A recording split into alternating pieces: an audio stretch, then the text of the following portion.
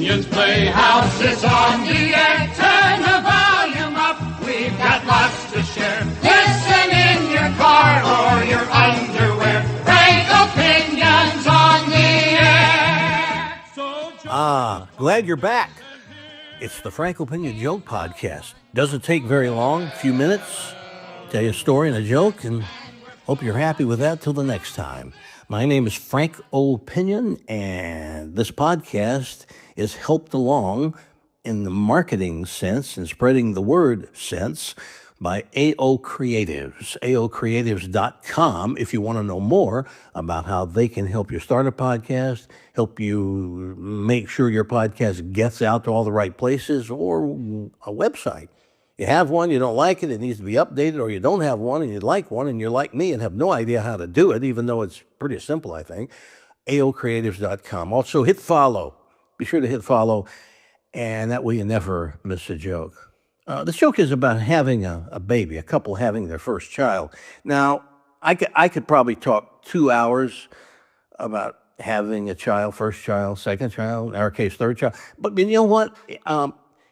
It's not, I don't know that anything I would have to say would be news to anybody or that big a deal. Because the thing is, when you have a baby, all the work is done by the mom. I mean, let's just face it. And I cannot imagine pushing out I can't imagine. But it is exciting, it's frightening, and the mistake I think a lot of people make, and we did this, we waited 10 years because we thought we couldn't afford to have kids. Let me tell you something, especially younger people. When people tell you, oh, well, kids are expensive, that is not true. It's just, especially if the grandparents are still around, even one set of grandparents, because babies cost next to nothing. Grandma and grandpa and uncles and aunts, they'll buy them everything. And here's the deal. Grandparents, they don't care what something costs for that kid. They'll get it. They'll get it anyway because that's for their grandson or granddaughter. So if you put it off because you think you can't afford it, I don't think most people would ever have kids. Very few young couples are rich. So that's not an excuse.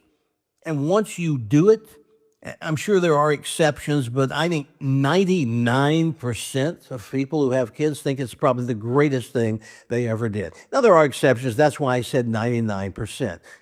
Your kid turns out to be a horrible monster and it kills the neighbors. Okay, maybe not that kid. But for the most part, I personally think it's the greatest thing I ever did, was have kids. It was. And it's just the whole process from the time they're born. Now, I will warn you, the first year, not too exciting, because all that kid does is sleep, poop, and pee. That's all. Eat, sleep, poop, and pee. And it's not until they're a year or so, start to walk, start to babble a little bit, then they start to get fun. Take a couple of steps, then it's fun. But this is about having a baby. And I'm not an expert, okay? I'm no more expert than the billions of people who've had children. They're as much of experts as I am. Nothing makes me an expert at it. I think we did a pretty good job. Pretty proud of what came out of it, including grandkids. Not everybody is able to say that, unfortunately. When you get into divorce and splitting, who gets to keep the kid for the weekend, that's not a great thing to have to go through, I'm sure. But I never did. And even then, that doesn't lessen the impact, the good impact at all of having the kids.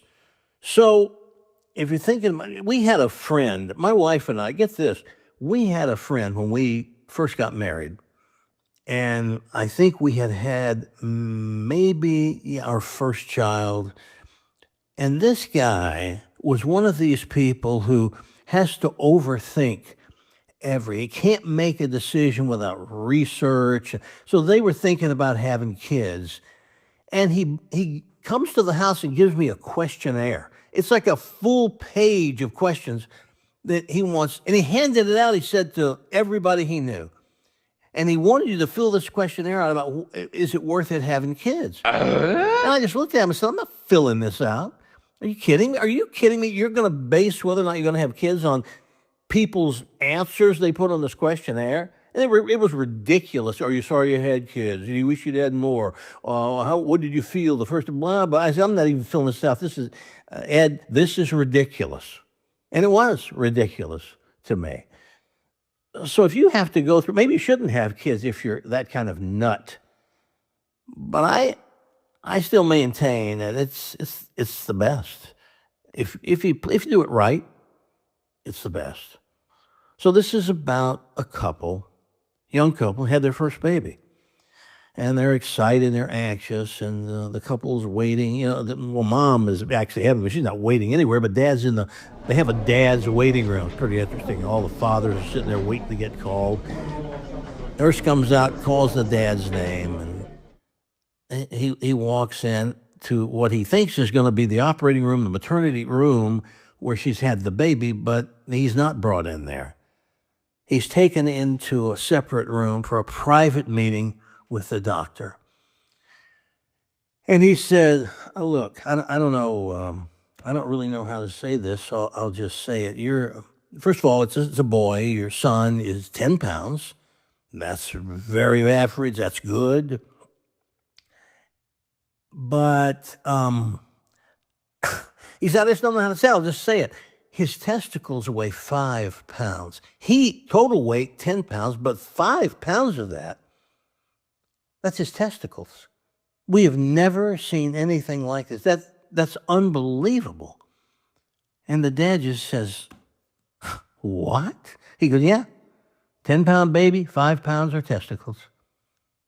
His dad says, doctor, I don't know, what should we do? How should we deal with this? What kind of treatment? He goes, personally, if I were you, I'd put this kid in a mental institution right away.